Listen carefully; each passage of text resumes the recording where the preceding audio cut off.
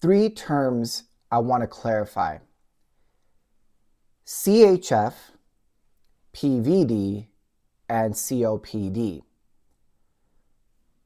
Why do I want to clarify these? Because a lot of people ask me all the time, Dr. Z, well, what's CHF versus the different types of heart failure?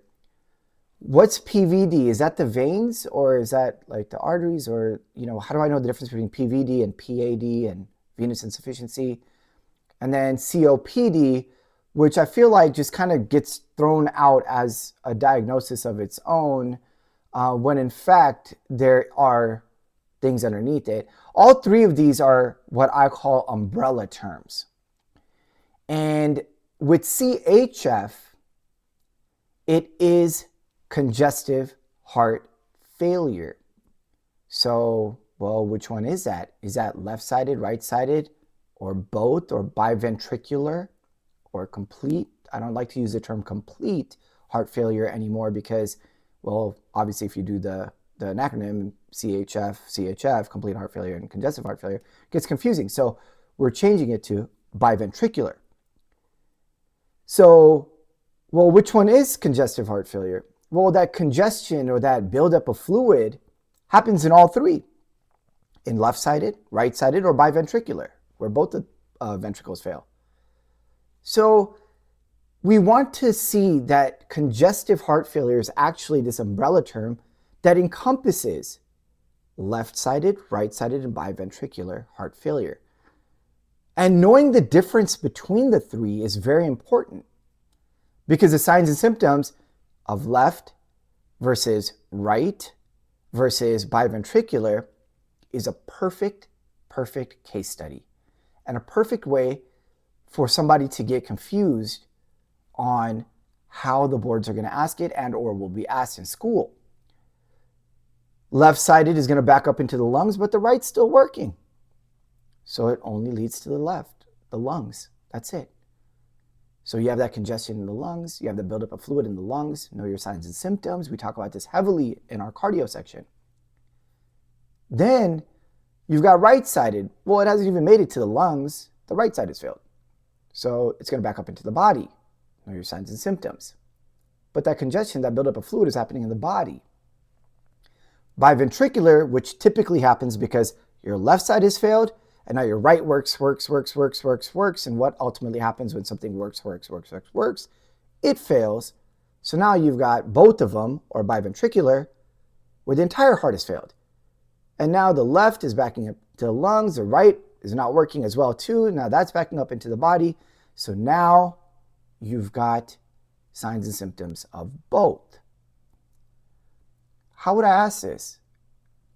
I can guarantee you, if I'm going to ask you this question, and I write questions, I'm going to ask this as a case study, and I'm going to make it into a matrix or a grid. And column 1, right side, column 2, left side, column 3, biventricular. And I'm going to give you signs and symptoms for each one, and I'm going to want you to know it. So those of you that are students of mine, look at your notes. Then we go into PVD.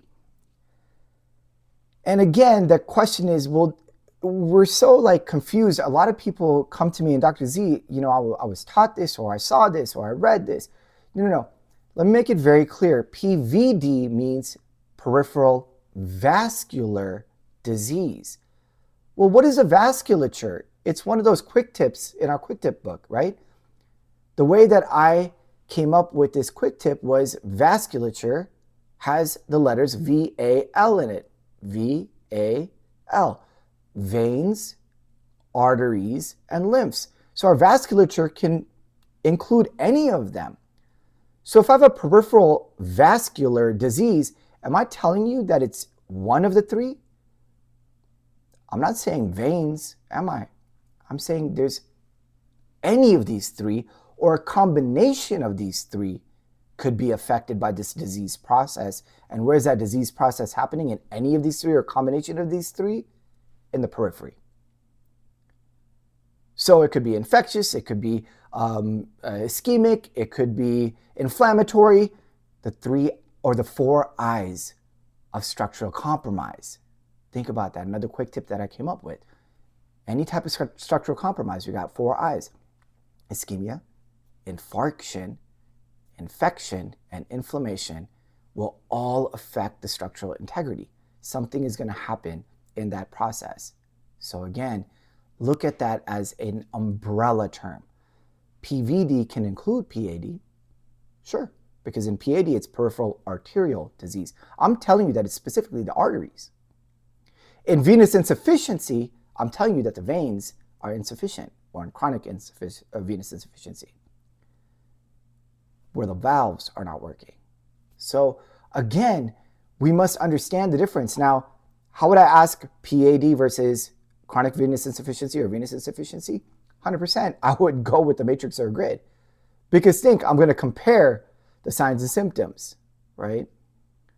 Ulcers towards the most distal part versus around the ankle, swelling, compression versus no compression, dangling versus not dangling or elevating. These are all comparisons between the two. So I would definitely put this as a matrix or a grid, and I'd put, maybe the intervention, education, select all that apply. It's still the same type of question. What am I going to do? Education, right? So again, PVD is an umbrella term. Please do not mix up PVD to be specific to veins. It's a peripheral vascular disease. Peripheral vascular disease. And the last one is COPD, chronic obstructive pulmonary disease. Again, chronic, this is not something that's acute. This is happening long-term.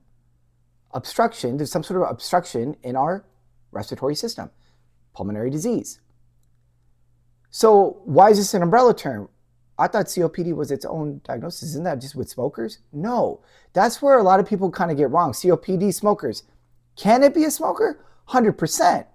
That's why it's an umbrella term. So COPD doesn't equal smokers. Smokers fall under COPD. Chronic obstructive pulmonary disease can entail chronic bronchitis, which is an inflammatory process, but it's chronic. Or it can entail emphysema. And emphysema can be caused by smoking and something that's not really too high yield, but alpha antitrypsin, which I don't really talk about too much. I kind of brush over it in our respiratory system. But the smoking part is super high yield, but that's causing emphysema. Emphysema is under chronic obstructive pulmonary disease. So you see, a lot of people tend to say, hey, COPD equals smoking. That's not true. Chronic bronchitis falls right under COPD, but that's a chronic inflammatory process. So what are we going to do about that? Well, if it's chronic inflammation, what do we do for inflammation? Steroids. And we talk about that. Give them steroids. It's going to be lifelong. And we know the side effects of steroids. A big fib. We talk about this. Now we're going back to endocrine. We went from respiratory to endocrine real quick. And now we're going right into a big fib. So we know the chronic cortisol levels being elevated because we're trying to treat that chronic bronchitis under COPD. And now we just went to endocrine because we're giving them exogenous cortisol. And we're giving them a big fib, that quick tip. So again, very important to understand the difference between CHF, PVD, COPD, all being umbrella terms, and what falls underneath them. What falls underneath them, and the common mistakes that we all fall for, or we have fallen for, or we may fall for. And if you haven't, amazing. But I was guilty of it. I had to go back and clarify everything in my head. So I just want to make sure that everyone understood that congestive heart failure is an umbrella term, PVD, peripheral vascular disease, is an umbrella term, and so is chronic obstructive pulmonary disease. So I hope you enjoyed. Take care.